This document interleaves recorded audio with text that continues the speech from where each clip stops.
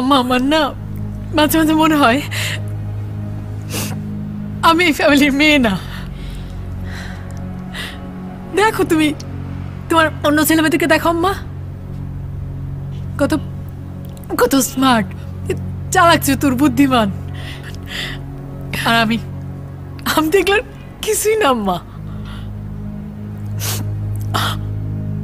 এইসব কথা বলতেছিস কেন? কি হয়েছে তোর?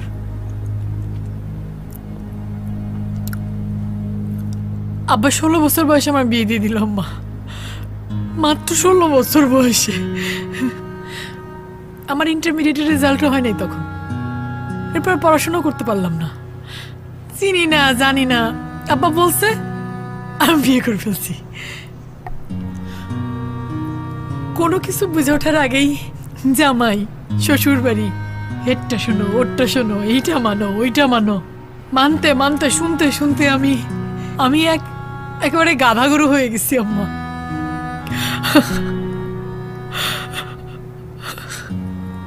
কি হয়েছে? কামরুল কিছু বলছে? আর ধুর, কামরুল কি বলবে?